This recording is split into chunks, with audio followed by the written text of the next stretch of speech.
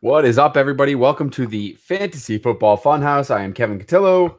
Steve Marcus is here, I believe. I don't know what condition he's in. He looks a little frazzled tonight. I'm not going to lie. Steve, you got a lot going on there. You're moving things around.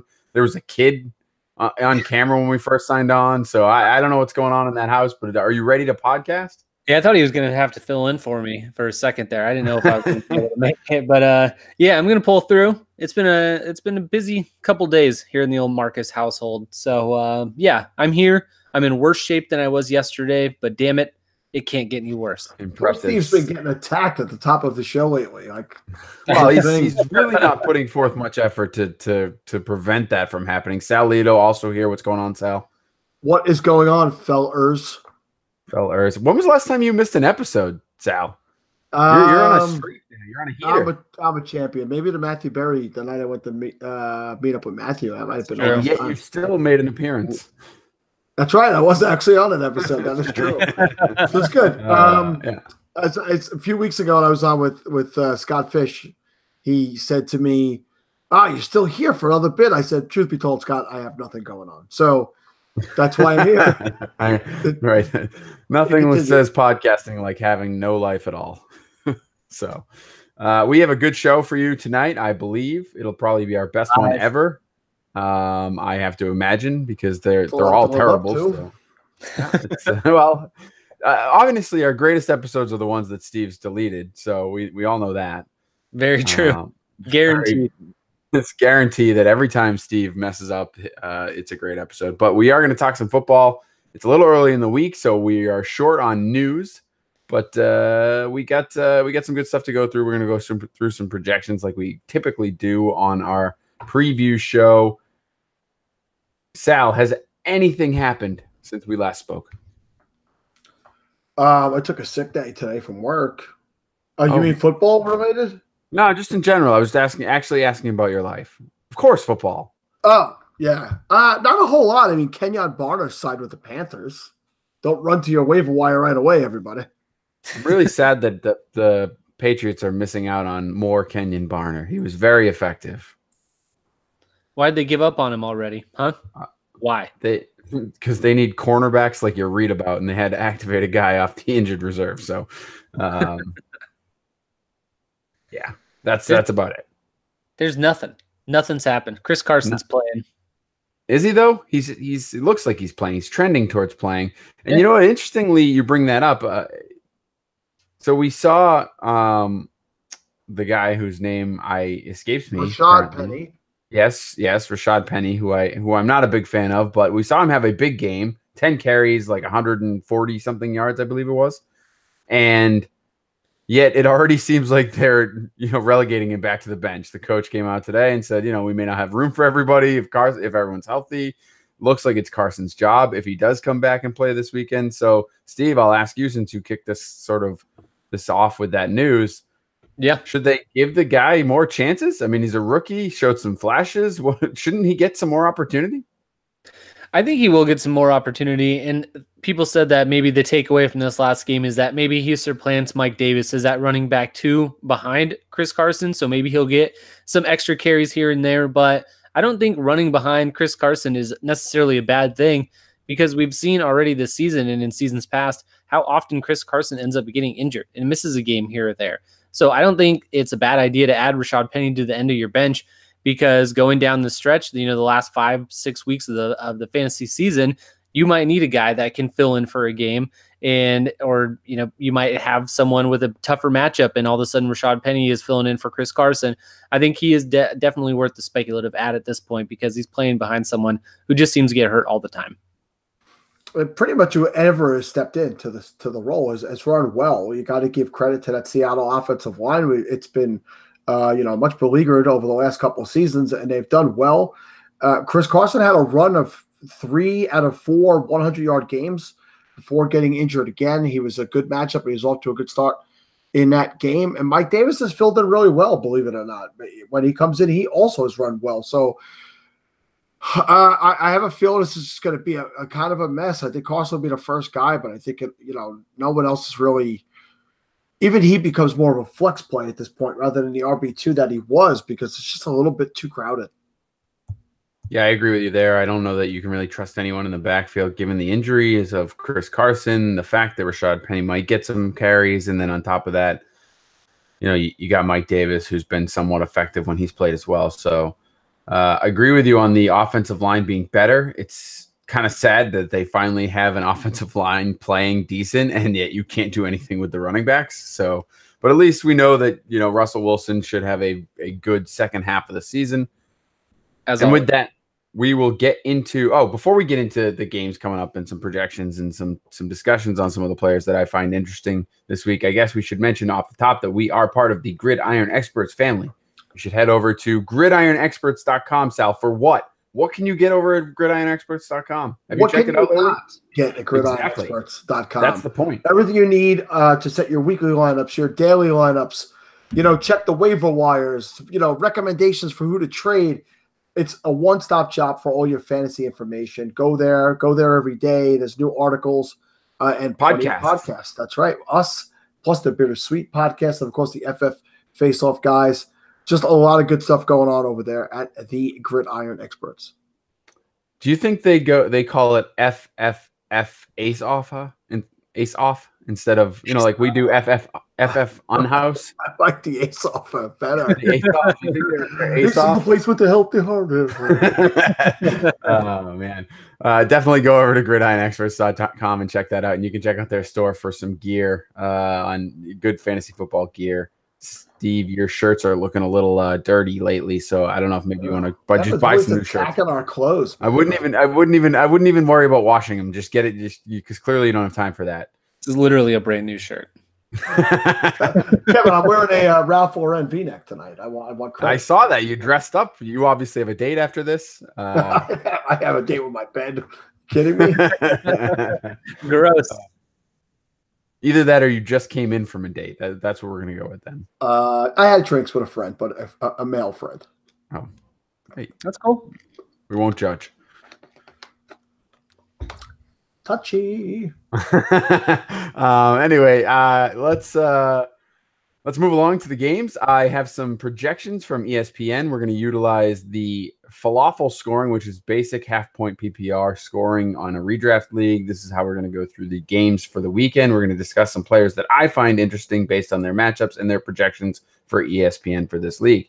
Obviously, in case you missed the show earlier in the week, falafel is our league of record for the three of us. Is how we got our start, is how we started this podcast, and Steve has only won 2 games on this season. That is correct. It's important to note. It is important to note that he has only 2 victories in that league. You know what's really important to note is one of those victories is actually against me, and I scored 132 points that week, Kevin.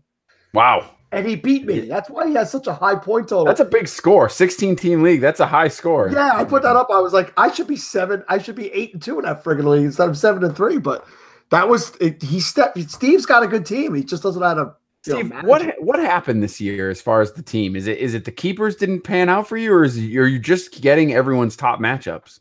Jordan Howard's been a little rough. Kirk Cousins has had some games where he doesn't come through. I will say. And everybody just doesn't do it at the same time. Rob Gronkowski, obviously we know the struggles he's had. And then my flex play has always been a little rough.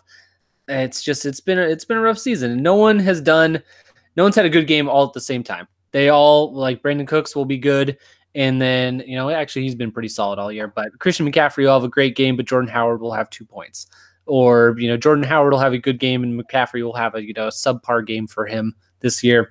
It's just been bad luck. Like I said, I can't even be mad because I look at my team and I'm not upset with it at all. They're just not performing. All right. Well, that ends the. Damn you for bringing this up, Kevin. Yeah, sorry about that. The pity party for Steve is over. Just a reminder as we go through these games, this is the last of the big bye weeks. Bills, Browns, Dolphins, 49ers, Jets, and Patriots all on their bye. Next week, we'll only have 2 teams on bye. Unfortunately, for most of you in the playoff hunt, they're the worst possible teams with the Chiefs and the Rams. Yeah, they're good ones. Yeah, but that'll be it for the season. So you only have a couple more weeks to get through, and then you're good to go. Smooth sailing. You should have your team locked and loaded. Let's talk about some quarterbacks for the week. I am looking at some of the quarterbacks with some good matchups, and I'm going to start off with Carson Wentz, who has been spotty this season, I think is a good way to say it. But he's going up against the New Orleans Saints, who have given up an average of 34.1 points per game to opposing quarterbacks. I'm sorry, that's wrong. I was going to say, wow, that's a lot of that's a lot of points. My apologies there. Let's go back. Let me find that. 28.5 points. My apologies. Again. So 28.5 points to opposing quarterbacks per game. Carson Wentz, as I mentioned, has been a little up and down, but he is projected in this one to get 19.9 in falafel scoring. We've seen him go over that mark in 5 of his games, it looks like, with a couple of really down weeks, and obviously started the season on the bench, so rehabbing from the knee injury. So, Steve, 19.9 looks pretty low when you're considering the matchup against the Saints. Yeah, I think that what you have to factor in is that these teams both play relatively slow. Although the Saints put up a ton of points, that's just because they're extremely efficient and they score just about every time they have the ball. But if you saw just this past week when they were playing the Bengals, they opened that game up with like an 8-minute drive and that they ended with a touchdown. So I think where the projection might be coming in a little low, you see that he's facing one of the very worst defenses against quarterbacks. You would expect a higher point total, although 20 points is not anything to scoff at. I will take 20 points every week from my quarterback, but I think that might be coming into it because the Eagles also play relatively slow. So I think 19.9 is right around where he'll be. I'll go with the under because I think this turns into more of a shootout, or I'm in the over. I'm sorry. I'll take the over because I think they're going to both be going back and forth, and I think they're going to get at it a little quicker here. So I like it. I'll take the over for Carson Wentz this week. All right, Sal. Dak Prescott. He has been not as good as Carson Wentz, that's for sure. A couple of games where he really excelled. Interestingly enough, one of those was against Jacksonville Jaguars, who we know have a good defense. Had a good game last week against the Philadelphia Eagles, over 21 points. He's been rushing a decent amount this season, has 3 rushing touchdowns on the season. That's kind of helped his totals, whereas passing touchdowns haven't been as good. He's projected to get 18.9 points in this one, going up against the Atlanta Falcons, who are averaging a total of 28.1. So they're just one spot behind average points per game against quarterbacks. Do you think that this is another week where you can get Dak Prescott back into your lineup and expect good things out of him? Yeah, I mean, 18's a lot for him, right? I mean, for the fact that he's at 18 and change, and Wentz is only at 19 and change, this doesn't seem to make sense for me. You can't project a rushing touchdown. I know he has the 3, and I know he's done okay with that in his career. But the Falcons are also bad against the run, and I think this will be a big Zeke game. I think that Dak will do well, but I think he's a 15 to 17 point quarterback on a weekly basis. It's not something I can really get excited about. I definitely don't ever expect a 25 to 30 point game out of Dak, and typically a quarterback going against the Falcons, that's the type of thing you look for. I just don't see it this week.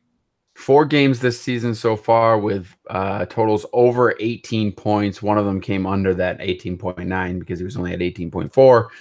But 3 out of the last 4 games, he's been over 20 points, including a 29.5 point venture against the Jacksonville Jaguars, like I said. So he has been hot of late. So, Amari Cooper in that offense getting more acclimated. Does he get you warm and fuzzy? I don't know. Steve, what does he do for you?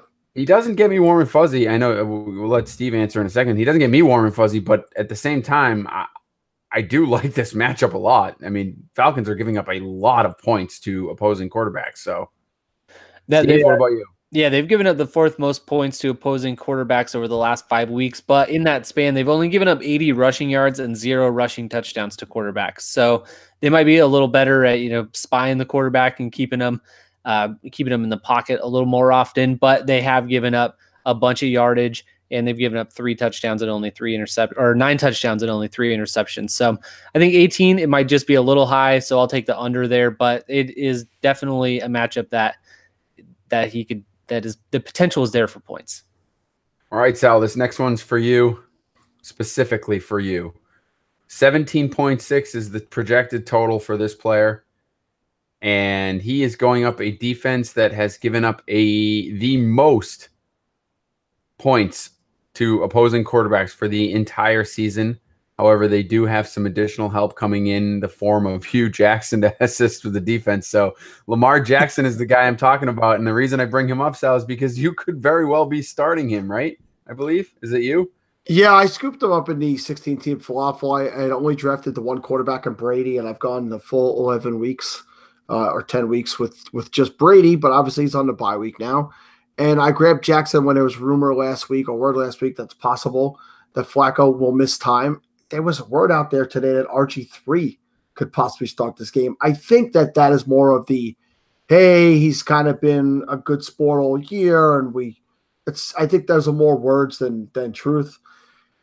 The Bengals have been really, really bad against everything lately. This defense, the fact that they're above 500 is amazing because this defense over the last 5 weeks has been both the worst against quarterbacks and running backs. So they are doing nothing well on defense. I'm very excited to see Lamar Jackson get the opportunity should he be announced starter. I saw that 17.6. Yeah, I saw that.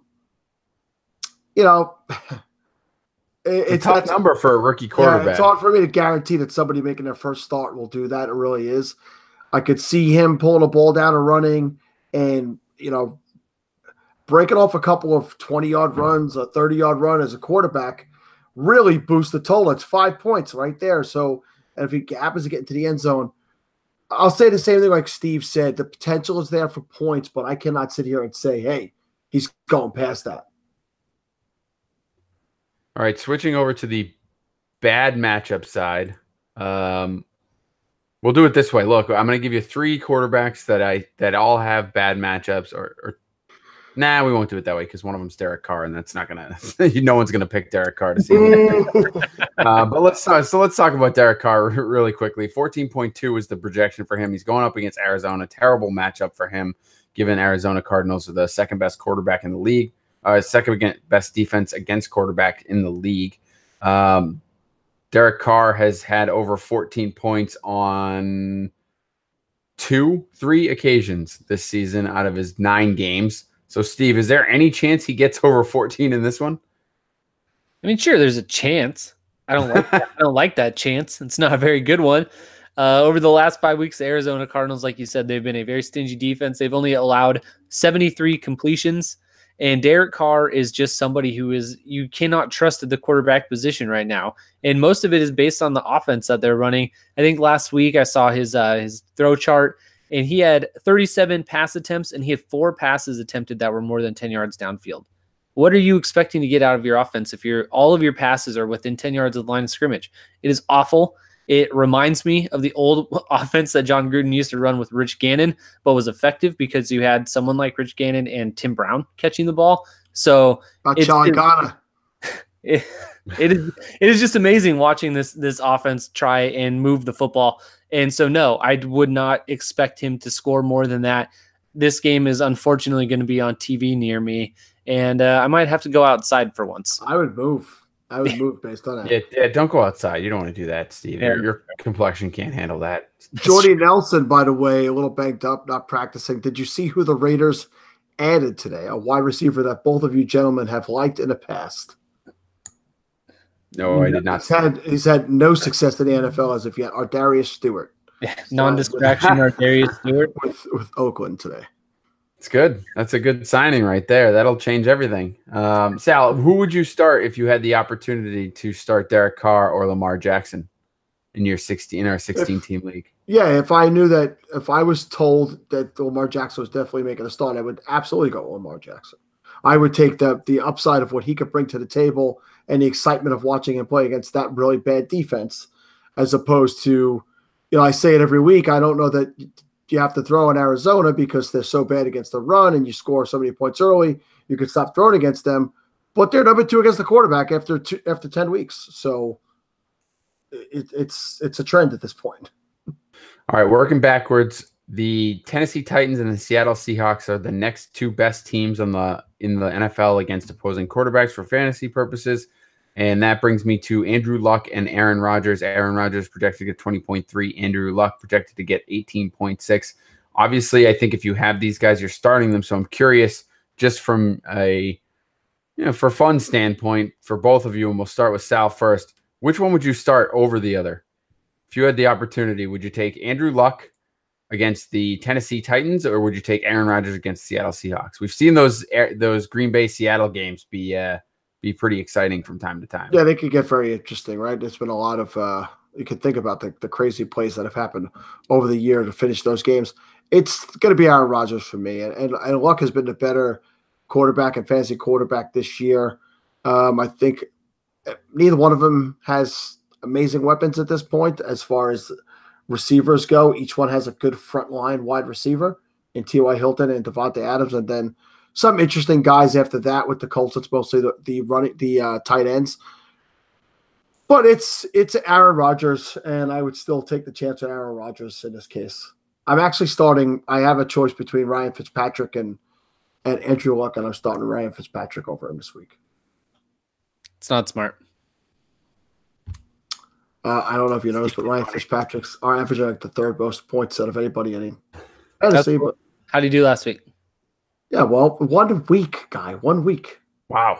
All right. Passed for 406 yards, by the way. I don't even care about Steve's answer on the question, Andrew Luck or it's Aaron Rodgers. Defense sucks. He has to throw the ball to win. Go. All right. We'll move along to the running back position, where I want to ask about James Conner. Obviously, we talked earlier in the week about the news that Le'Veon Bell will not be reporting. That kind of makes James Conner the guy. We have to work under the assumption that he's going to play this week. He was in the concussion protocol, but it seems to be he's practicing, which usually practicing this early in the week means that you're going to play. Practice in full today. Yeah. However, he is going up against the Jacksonville Jaguars, which, if I remember correctly, are the second best team in the league. I'm pulling it up right now. They are I got him at 7th for running. 7th, yeah, 5 or 6, I guess is what I have him at too. So not quite as good, but still a good defense. I don't think anyone can possibly bench James Conner, but does it make you a little nervous that he, may have had a concussion? We know that we've seen that happen before, where guys, come back a little early and then do get another concussion, suffer things like that, especially against a tough defense. Sal, any chance you're sitting him for anyone this week? Yeah, no, he's played other tough run defenses this year, and he's gotten big point totals and yardage. He's you play him through it. He's reached that level. You wouldn't sit Le'Veon Bell in this game, and he's been as good, if not better, than Le'Veon Bell. It's as simple as that. He's locked into my lineup every week, regardless of who the opponent is. Steve, here's a guy that may or may not be locked into a lineup every week right now. He's had some good games overall, but Marlon Mack is a running back that is going up against the Tennessee Titans this week. Tennessee, phenomenal against the run this year. They're the second best, 13.2 points per game average for the fantasy running backs against the Tennessee Titans. We've seen it, except for last week when the Patriots couldn't even throw, but you have to throw the ball against Tennessee to win because you can't seem to run. But Marlon Mack, is he a guy that you sit this week, or has he earned starting duties even though he draws a tough matchup?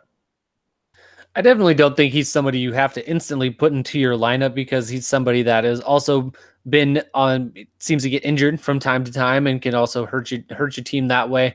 And like you mentioned, then going up against the Tennessee Titans, it's a very tough matchup for him. So I think that you definitely have to see who else you have going. Like we mentioned, there's a lot of people on bye this week, so you might not have any other options. But yeah, you could also do a lot worse than Marlon Mack. He does get a lot of run when he's in there and when he's healthy. We saw his carries go up each of his first few weeks that he came back, and then he missed a little bit of time. But I don't think you necessarily have to put him in there. He's projected for 12.4 points this week. I think that's a little touchdown dependent there on that total, and I think I would probably expect him to go underneath that. All right. The other team that I want to ask you guys about is the Philadelphia Eagles. We talked a little bit about Josh Adams and potentially him being a guy that may need to get in your lineup going forward. Going up against the New Orleans Saints, the fourth best team against opposing running back Sal. Not to mention the fact that he has Wendell Smallwood on the team still, and you're talking Corey about Clement. guys, Corey Clement as well, also healthy. So all of these guys, Wendell Smallwood at a 6.8, Corey Clement at 5.2, and 7.9 for Josh Adams. So Adams is projected to get the highest point total in this one. Do you think that that's correct? And are you rolling him out there this week in even regular 12 team? I wouldn't play any one of the three this week. I would definitely be going elsewhere than anybody in this Philadelphia backfield. The one place that they've been a little bit more susceptible is to pass catching running backs, the Saints. So no, I don't think Adams should be the guy with the highest projections. It's probably more of a Smallwood type of game, but it'll be such a mishmash. I don't think not one of the three will finish with more than 5 points. All right, Steve, Dalvin Cook, he's hurt people this season. He's made them mad. He's made them angry. He's made them sad. He's been effective sometimes when he's out there. He's also had struggles, but he has he draws another tough matchup this week, going up against the Chicago Bears, who have the third best fantasy points against total for opposing running backs. He is currently projected to get 12.2. Now, because of the injuries and because he's been missed time, and then some games he's been supposed to play and then didn't. He had the game against the Rams where he had 10 carries for 20 yards and only got you 2 points. Started off the season slow as well. Is he a guy that you have to get in your lineup, or do you given this matchup and given the history with him this season, is he on your bench until further notice?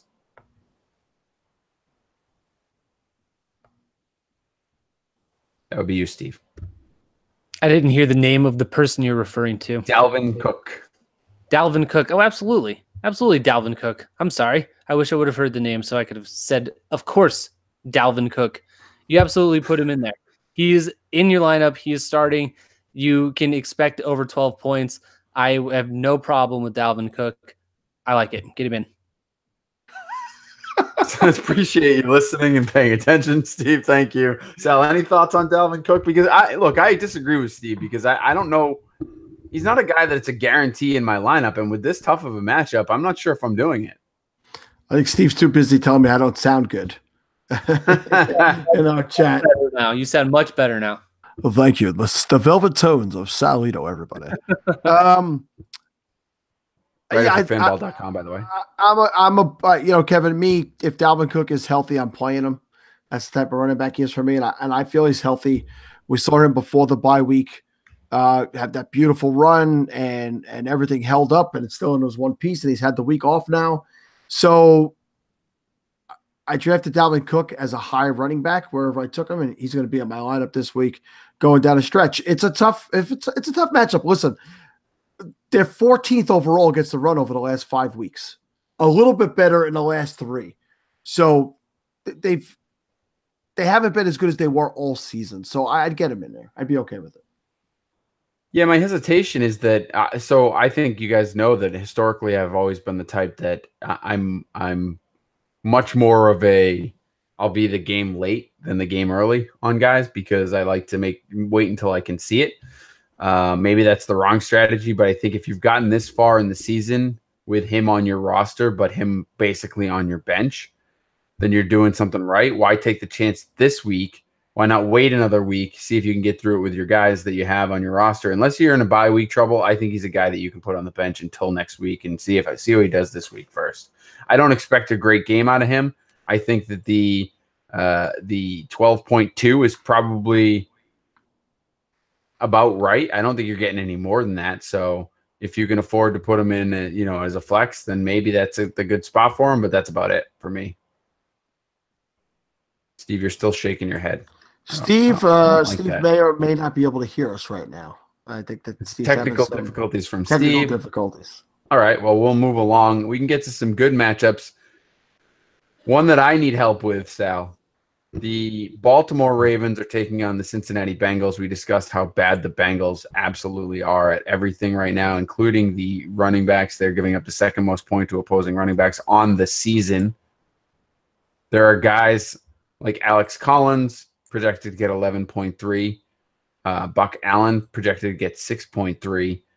But then the guy I want to ask you about is Ty Montgomery, who didn't play in his first game with the team, traded obviously from the Green Bay Packers.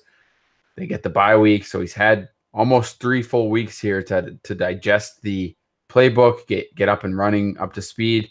Do you think that he's the lowest man on the totem pole, or do you think they're going to try and work him in because he's a new player? The reason I ask, obviously in a 16-team league, I'm short on running backs with a couple of players on bye this week, so he's a guy that I might need to throw in my lineup. Do you have him? You have him in our league? I did pick him up, yes. Yeah, I dropped him this past week. not happily, by the way. It wasn't something I did comfortably, but you know how it is. Push comes to shove in a 16-team league. You got to look for that. Who's the guy to drop? And his number came up. I got guys on IR that you have to hold because it's a keeper, and it doesn't work out that well. If I'm in a bind, Kevin, I got to put him in. But yeah, he's absolutely low man on a totem pole. I don't know that there's room for 3 backs in that backfield. I don't know that I understand the trade from their standpoint, or if it was more to get him in there to be a kick returner. Again, Alex Collins, when right, and what I mean by right, meaning not fumbling the football, has gotten the bulk of the carries and the bulk of the touches. But Javoris Allen has done very, very well, and he's at points been the goal line running back. So I think Montgomery right now is a distant third behind those 2 guys, and I also would have to wait and see how he's used before I'm comfortable using him. If you have no other options at all in a 16-team league, then he's a better choice than, say, Alfred Blue, who was another guy who had to drop this past week.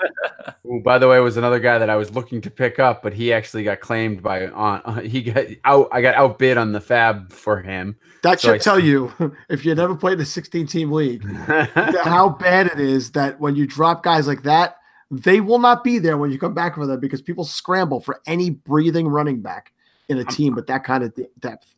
So I'm looking at Javoris Allen because obviously you talked about him and he has been good this season. I mean, you know, he started off the season very hot for being a quote unquote second, guy. 11.7 in the first week, 12.9 in the second week, 16.1 in the third week. It's been a little downhill since then, Sal. I mean, you're talking numbers in the 3s for 3 out of the last 4 weeks. A decent game against Carolina in week 8 because he had, a touchdown reception, but the volume really hasn't been there. He got no carries against Carolina. He had the 3 receptions and one of which was a touchdown, like I said. And then, 1 carry in the last game against Pittsburgh. I mean, he's getting receptions and he's in the passing game, but I almost wonder if they're not happy with his production, and that's why they bring in a guy like Ty Montgomery. Well, but the problem was he was producing when they actually gave him the ball. They stopped giving him the ball. They started going to Collins and making Collins a feature guy because I think they realized he has to get those touches in order for him to have the type of games he was having last year. So I don't see it as much as a disappointment in Allen and his production as much as it is just a belief more in the single back system maybe there. So again, Kevin, I'm not going to know anything until I see what they do there. And maybe Harbaugh's just supposed to screw everything up and get fired anyway so he can go work for the Jets. All right, Steve, you sounds like you're back with us. So I want to ask you about your man, David Johnson, because he has a plum matchup this week going against the Oakland Raiders. The Raiders are giving up the 7th most points to opposing fantasy running backs. And we saw what David Johnson was able to do with this new game plan. I don't think anyone's taking him out of their lineup. And I think we talked about earlier in the week that you probably haven't taken him out of your lineup all year.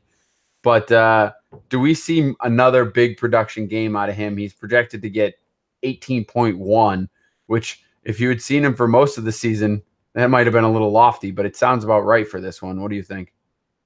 Yeah, I think that sounds almost a little low. The Raiders, like you mentioned, are absolutely awful against the run. Over their last 4 games, they're averaging 150 yards rushing given up per game, and then 141 yards total through the air to running backs, 4 total touchdowns to the position. So DJ's getting into the end zone at least once. He's going to put up some yardage totals. It's nice to finally be seeing the David Johnson that we all thought we were drafting back in September. So yeah, this has been great. I think you can expect him to exceed that lofty projection there, Kevin. Nice to see you, David. Welcome back. All right, one more running back I wanted to ask you about, Sal. Doug Martin on the other side of the ball going up against the Arizona defense, who have been not very good against the run as well, giving up the 4th most points to opposing running backs on the season at 27.7. Doug Martin has been, what's the word? All right, serviceable, I guess. Not good. Terrible. Not good, but serviceable Yeah, he's actually, Kevin, what is his yards per carry? Do you have that in front of you? Give me 1 second. Carry is a garbage stat. Doug. Really not a garbage stat when you're judging a running back. It's actually kind of important, Steve, in my opinion. It can be 4.3 yards per carry so far this season. Doug Martin has actually looked good when carrying the football. He's had some good runs, a couple of 10-plus yard runs. He's looked good. I think he's been more than serviceable. I just think that they're not a good team and they got to throw a little bit more later in the game and Rashard gets involved. But I'm happily starting him in falafel this week in my flex. Yeah, you know what? The thing about Doug Martin so far is he's actually, as you mentioned, he's been very effective as a runner. He hasn't scored yet. He literally has not gotten in the end zone yet, which is hurting his point totals. The Arizona Cardinals give up the 2nd most touchdowns to opposing running backs, so you got to hope that maybe he gets to the end zone in this one, and that's a good thing. 16-team falafel league, obviously, is a guy that you're putting in your lineup. I think in a 12-team league, he's a guy that with 6 teams on bye, he could very well be in your flex play this week. I hope somewhere he beats Steve's ass. I agree with that because I know he's going to get volume, and I always talk about how volume is so key. But I mean, it's not like the Cardinals are going to be blowing out the Raiders. So Kevin basically just called Doug Martin the Julio Jones of running backs. He is, yeah, he is. He's the Julio Jones. Yep. I would say, don't be so sure that the Arizona Cardinals are not going to be blowing out the Oakland Raiders. Oh, come on.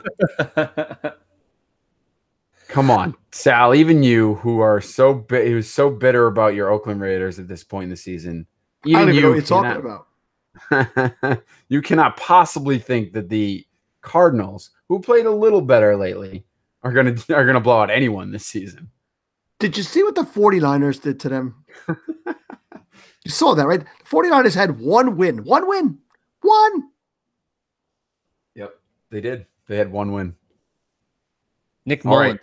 Any other running backs that you guys want to talk about? I didn't have any on my list as far as guys that are intriguing to me from their projection totals. But any interesting matchups or questions that you might have about running backs this week?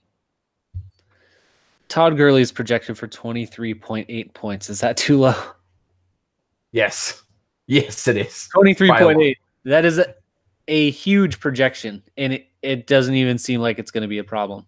I got to tell you right now, the lines at mybookie.com have not come out yet for these individual players. But when that comes out, if it's anywhere near 23.8, I am betting the over heavy for Todd Gurley. Speaking of which, Sal. Well, real quick, if you play daily fantasy, if you've ever looked on DraftKings at the price on a weekly basis for Todd Gurley, the levels of salary he's reaching is insane. But you play him every week because it's worth the money. It is what it is. You got to play him. Yeah.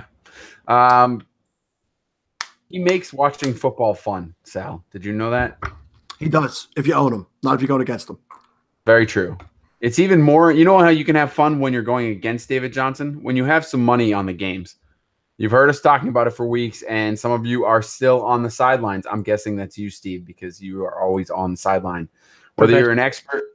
What's that? I said perpetually on the sidelines. Except not when it comes to betting, I guess. So I should give you the benefit of the doubt there. But whether you're an expert or a rookie, you should be betting at mybookie.com. If you're the kind of guy that likes to bet a little and win a lot, like playing the numbers on roulette, you can create a big parlay. Pick 3 teams to win, and if you hit all 3, Sal, you could turn $100 into how much? $600, Kevin. $600. There's so much to bet on. You can bet on college basketball, football, NBA, NHL, custom props, even esports, you name it. Just like we talked about, you can bet on fantasy points for players. It's amazing. You can do anything at this site. MyBookie is the one bet that I know you'll be happy with all year. I recommend these guys because I really trust them. MyBookie has been in the business for years. They've got great online reviews, and their mobile site is easy to use.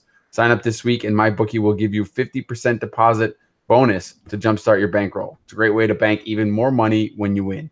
Also, make sure to follow at BetMyBookie on Twitter. They personally respond to every mention in DM.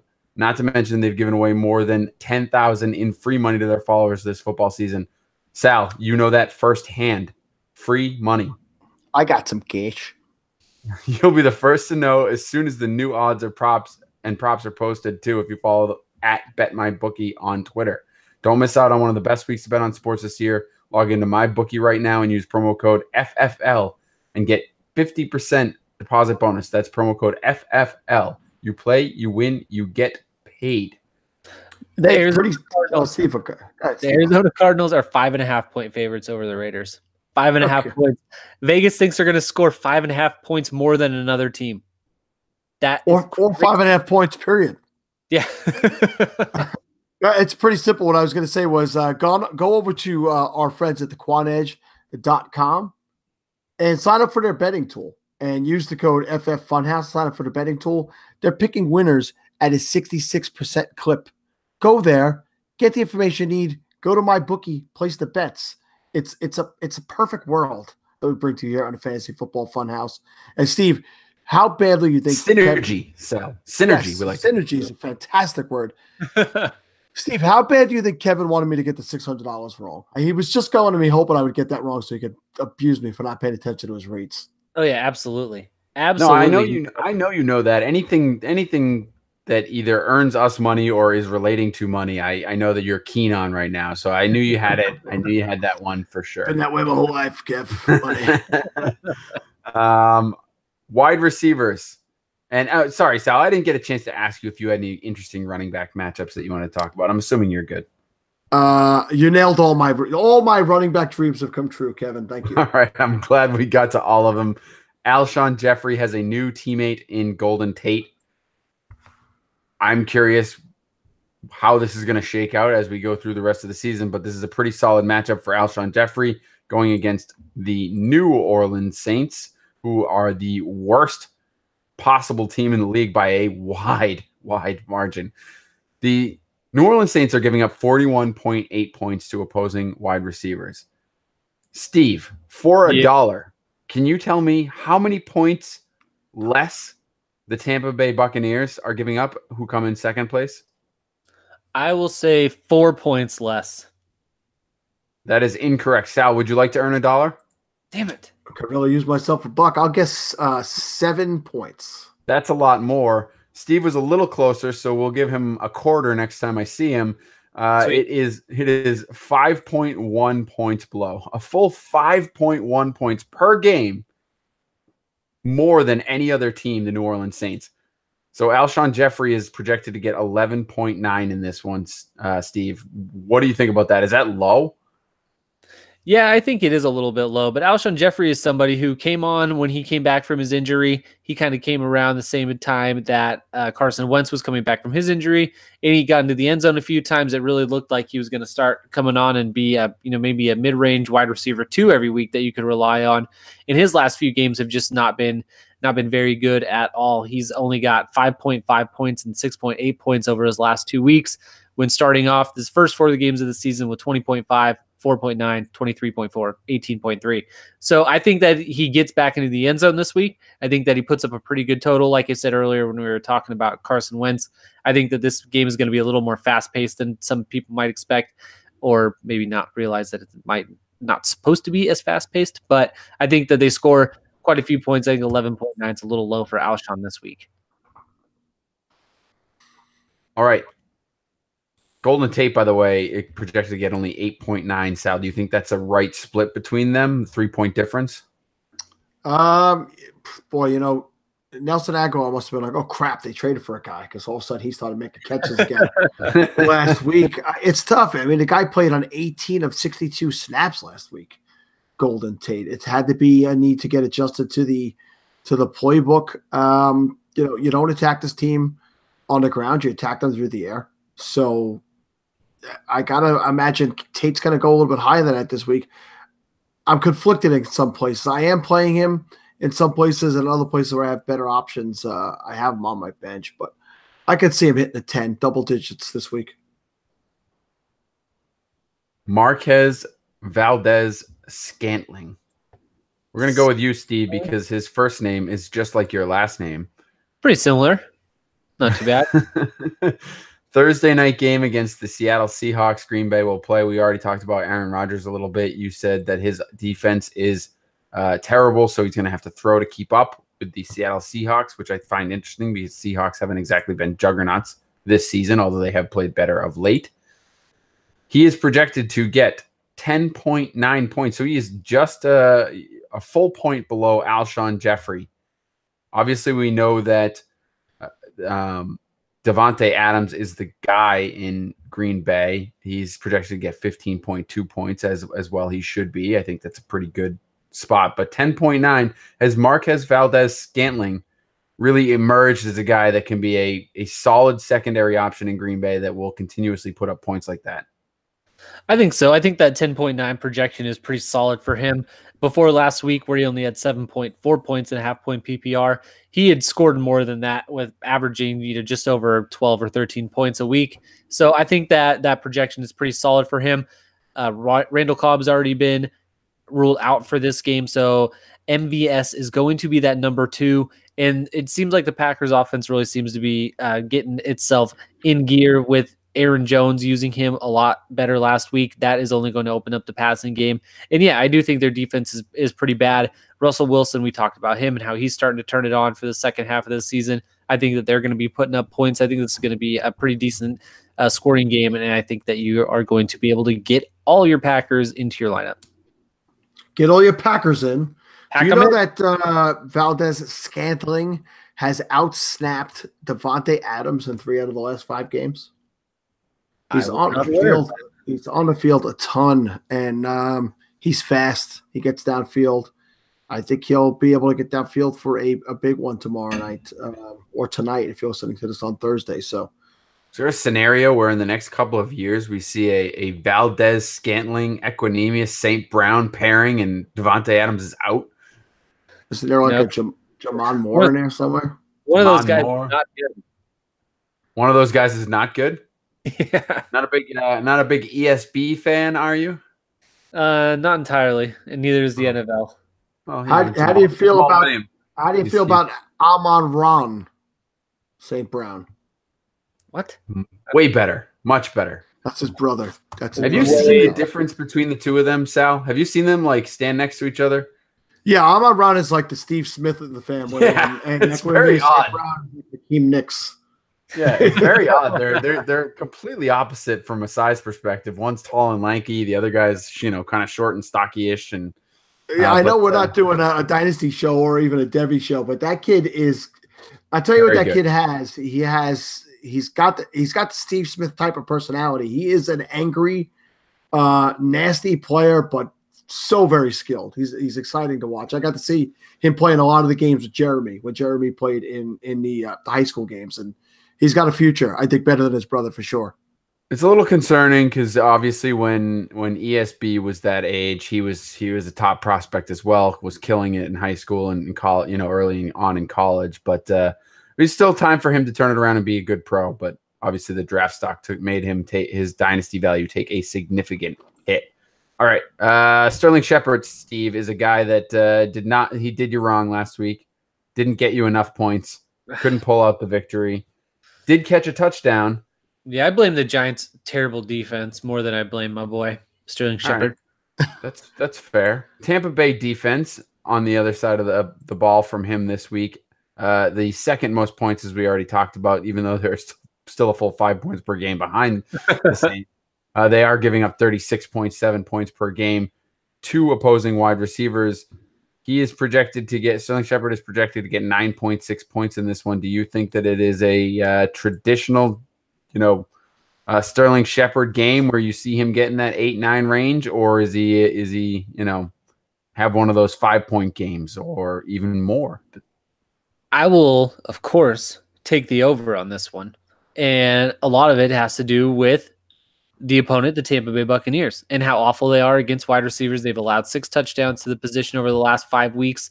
And I just talked about how terrible the Giants defense is. And now they're going up against Sal's favorite quarterback in the NFL, Ryan Fitzpatrick.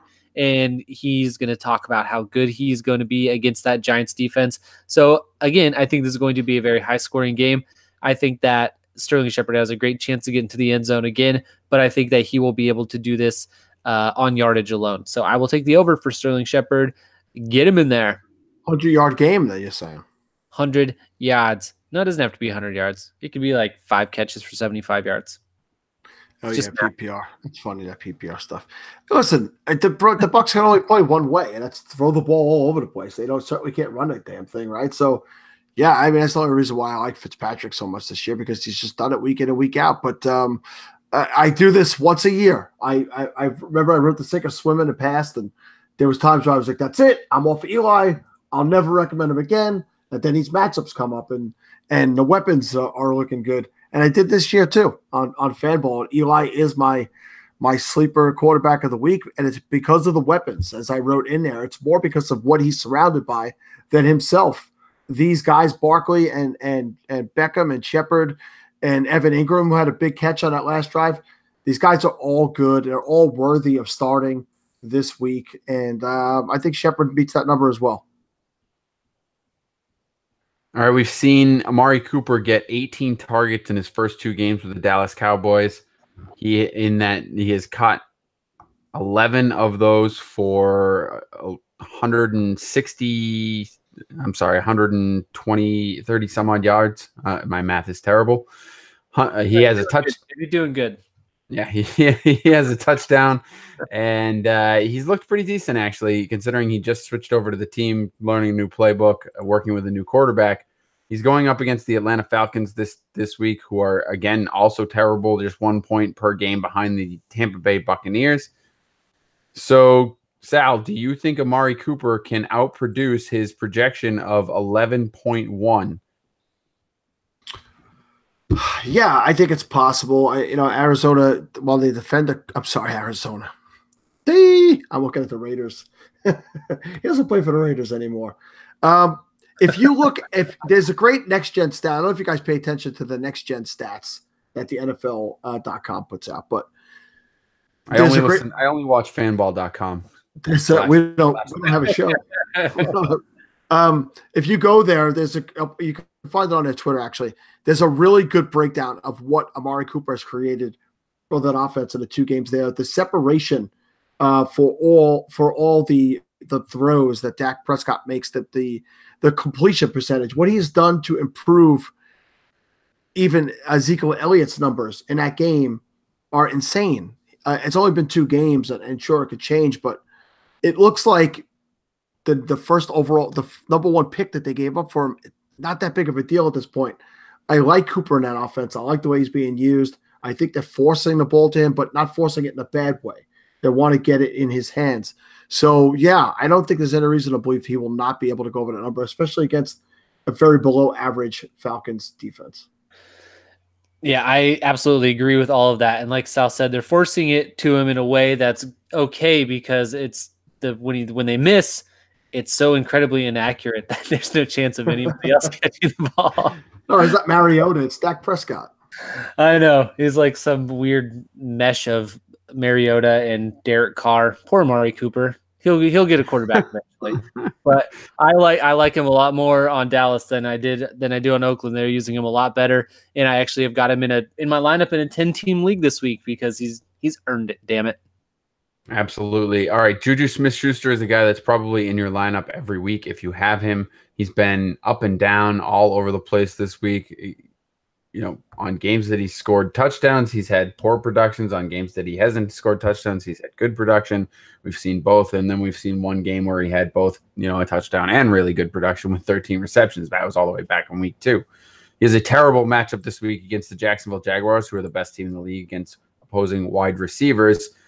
So Sal or Steve, I'll open it up to whoever feels most strongly about Juju Smith-Schuster in this one. He is projected in this game to get 13.3 points. So here's what I'll tell you.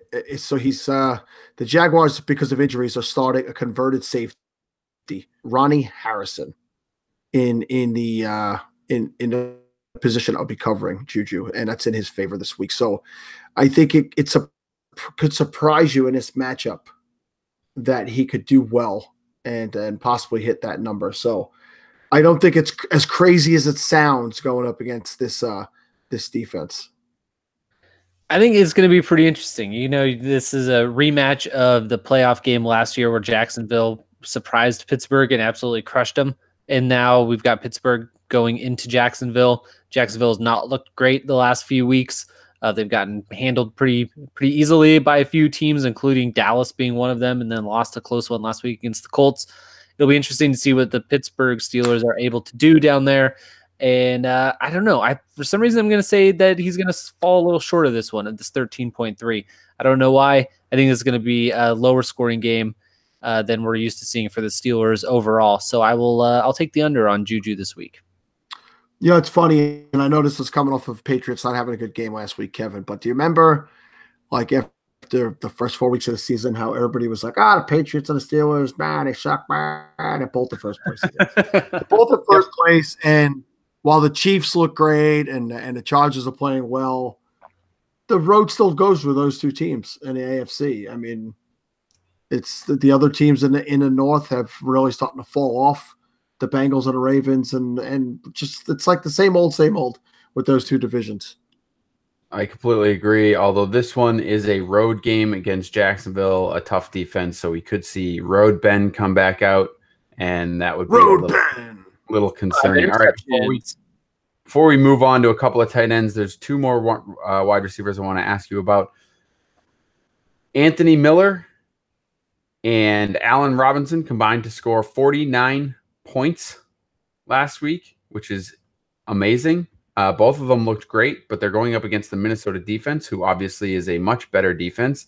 24.3 points per game to opposing wide receivers. So I don't think they'll be getting anywhere near that 49 total that they did last week. We see Allen Robinson projected to get 10.7 points. Anthony Miller projected to get 8.7 points. We'll go quickly to both of you, starting with Sal. Which one scores the most, and are either of these guys going back to your bench? Yeah, I wouldn't start Miller this week in this game. I think Robinson will get the most points. I think he'll be somewhere around the 10-point mark if he catches a lot of passes. The Vikings have been the number one defense against the wide receiver position over the last 5 weeks. Zero touchdowns allowed over that time to wide receivers. That's good. That's Steve's opinion. Yep. All right, good opinion, Steve. Thanks. I agree with all of that. But sit Anthony Miller, Allen Robinson get in there because I think he'll get some work. All right. Steve agrees with Sal. That's great. Yes. I honestly didn't look through too many tight ends because tight end has been such a pathetic wasteland. It's just so one awful. Of the Colts. Just pick one of the Colts tight ends and start him.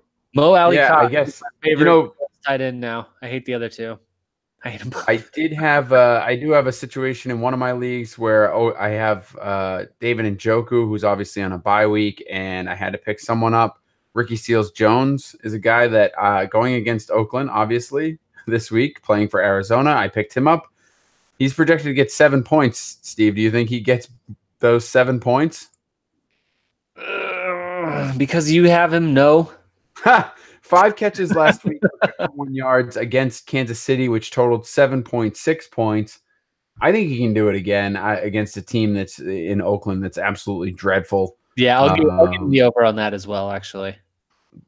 I think maybe just over, but not by much, but I think just over. Very scary, Kevin. Exact same scenario. I had to pick up Ricky Seals-Jones in place of Njoku this week. Sadly for me, I had to actually drop Njoku, so I'm hoping I can somehow snag him again. But we'll see. That's we'll rough. See. There's no one else on that roster to drop? No, it's a pretty, like I said, 12-team league. It's a pretty solid roster that I really didn't want to let anyone else go. So I'm kind of stacking my team with defenses a little bit for the playoff push. So stacking your team with defenses. Yeah, sadly in this league, defenses end up playing a premium, and I've been screwed by defenses a couple of times already this season. So I have a couple of good ones with good matchups throughout the rest of the year. So I got to tell you, in the 16-team falafel, usually you can go to the waivers and find a capable defense for a week. I don't know if you guys have looked, because I had the Jets, and the Jets not only were bad last week, but they are actually off this week.